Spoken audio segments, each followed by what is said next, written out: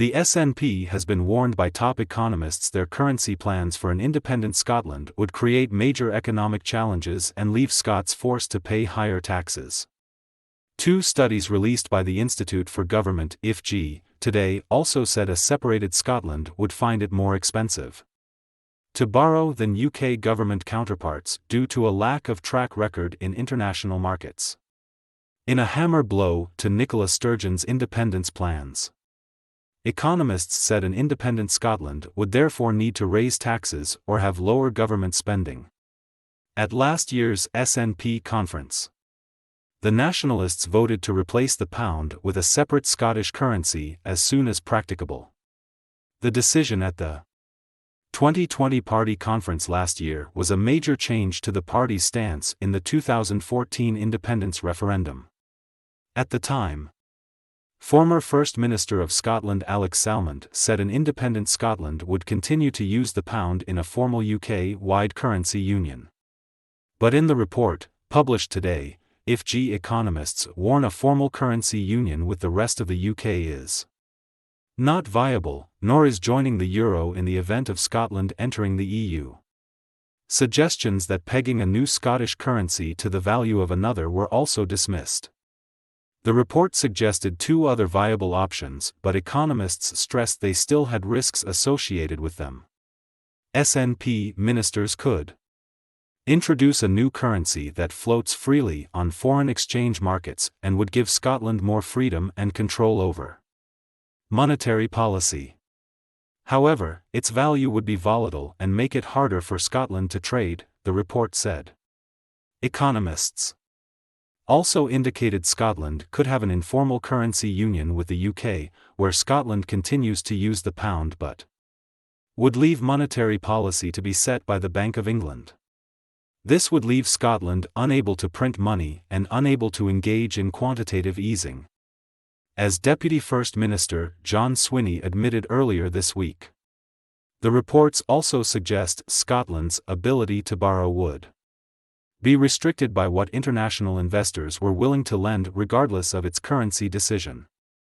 It also noted the national deficit before COVID-19, the gap between public spending and income of £15.8 billion, 8.8% of GDP, was one of the highest in the developed world.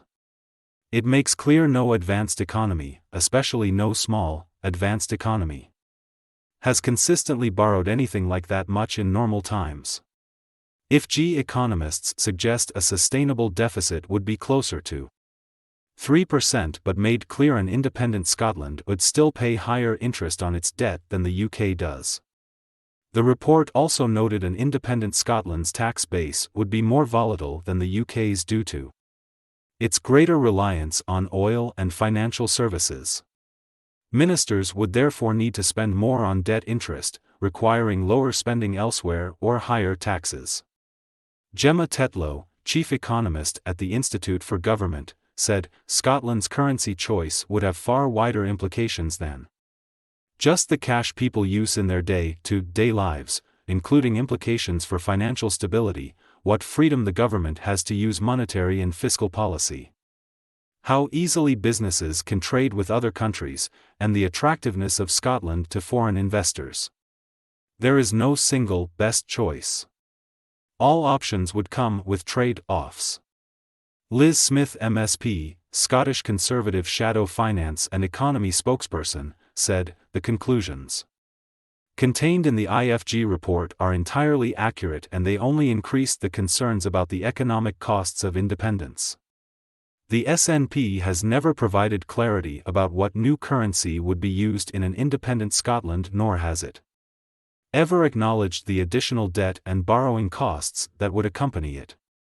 The economic case for independence has always been inherently weak.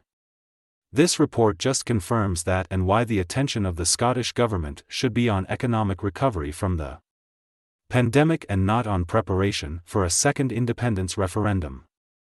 Pamela Nash, chief executive of Scotland in Union, said, this exposes the astonishing risk and recklessness of the SNP's plan to scrap the pound. Introducing a new Scottish currency would have devastating consequences for our economy.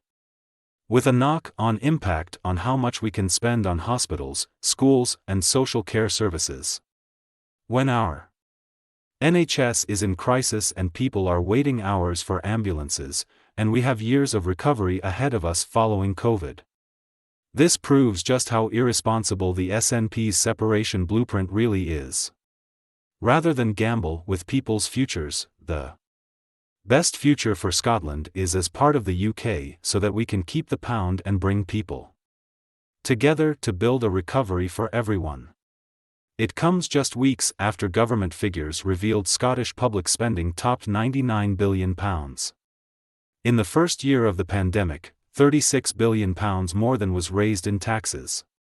The Government Expenditure and Revenue Scotland GRS report also found the national deficit increased to £36.3 billion in 2020-21.